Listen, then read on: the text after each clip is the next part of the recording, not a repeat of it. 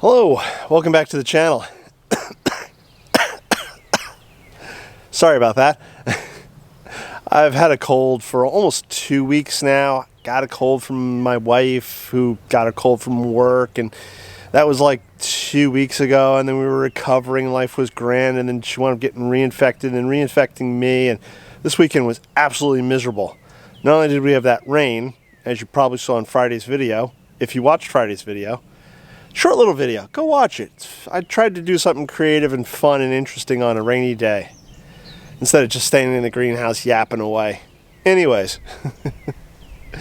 there are things that have been happening in the garden while the camera wasn't on, and I started thinking about all the little different things I've done, and I feel a little bad I haven't shown you guys, so I'm going to show you guys now. So let's take a quick peek at some of the things that are happening around the garden when you weren't looking.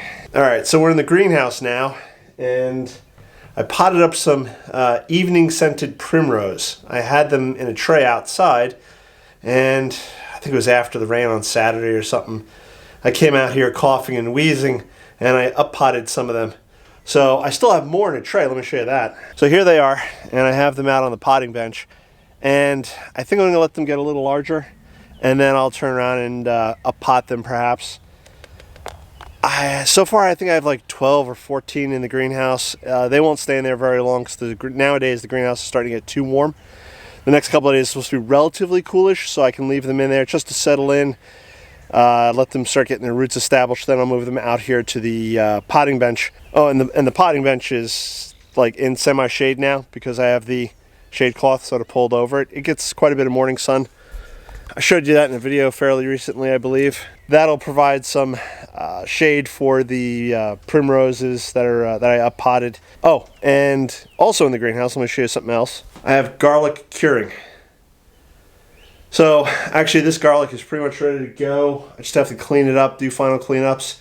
I'll keep some for myself. Some will go to family and friends.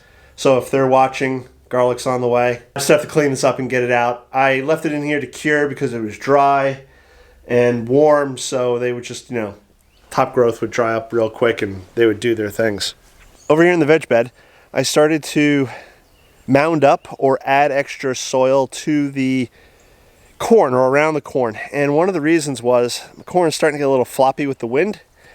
And also I saw another YouTuber, the Millennial Gardener. He's also down here in North Carolina. He's further south than I am. But he turned around and suggested that to grow better corn, you should, raise the soil. Once the corn gets to a certain height, you add more soil around the corn. It helps stabilize it, blah, blah, blah.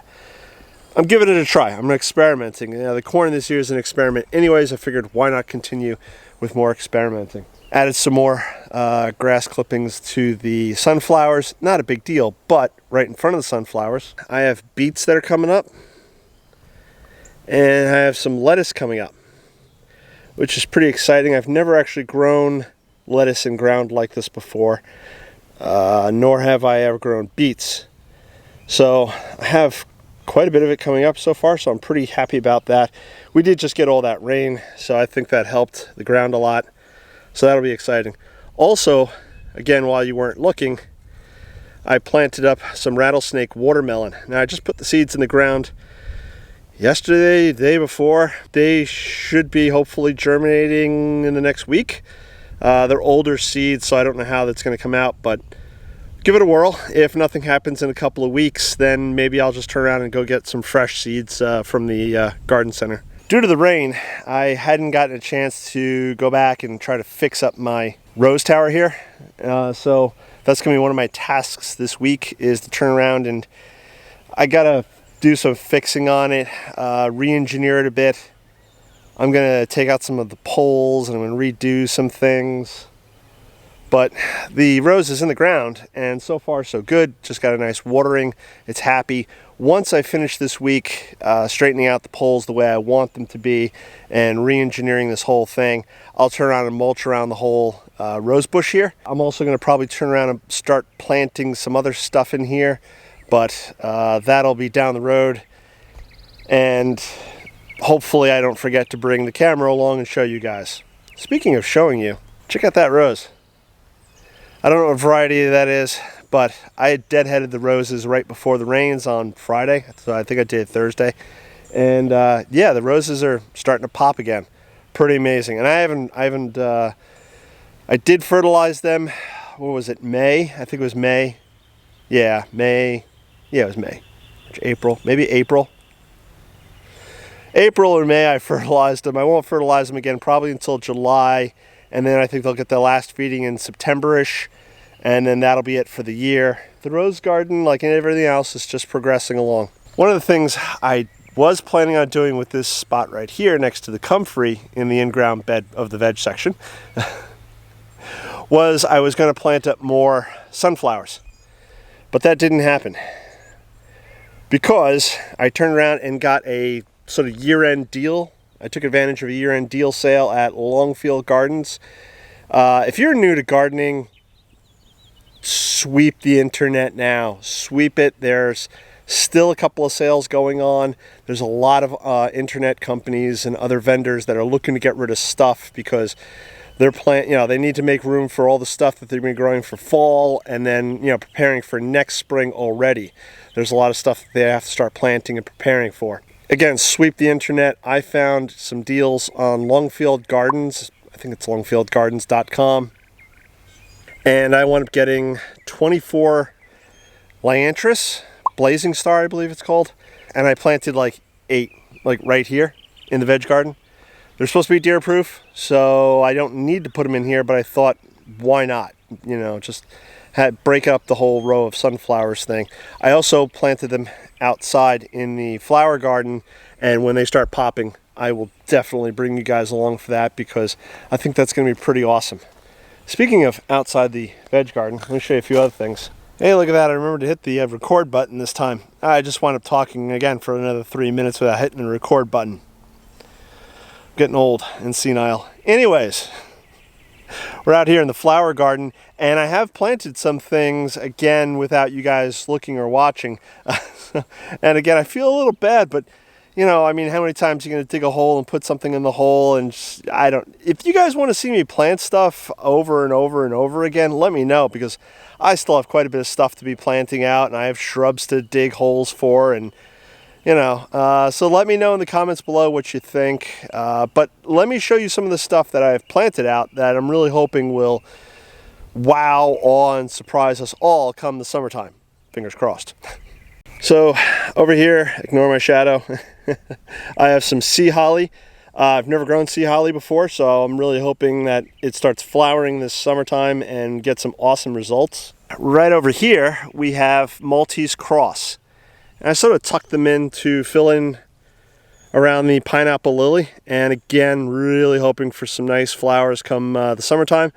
But we'll have to wait and see. Right there, and right there, I have some, I believe they're green twister echinacea. I've never grown successfully green twister echinacea before. So hopefully they grow up and they start flowering this summer, and it'll be pretty awesome. Worst case scenario, the fall, but that'll be fun. Also, I was at Lowe's recently, and we wound up getting a package of tiger lilies.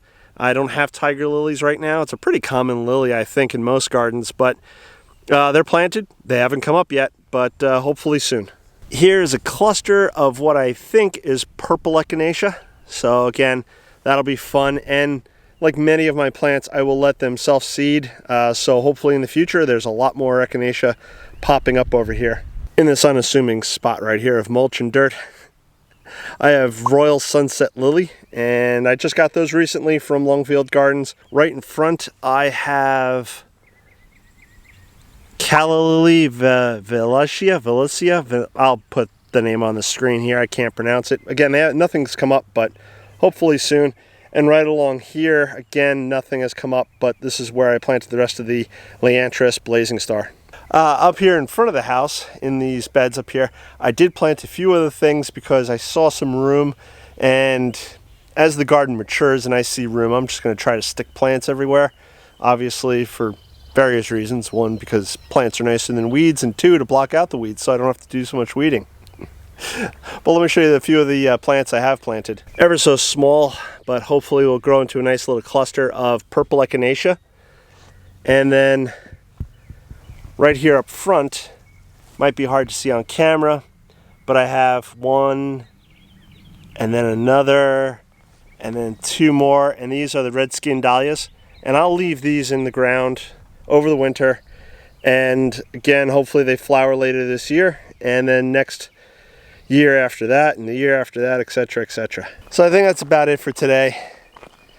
Again, I have I've been planting things all throughout the garden, and again, potting bench still has stuff on it that eventually should get planted out.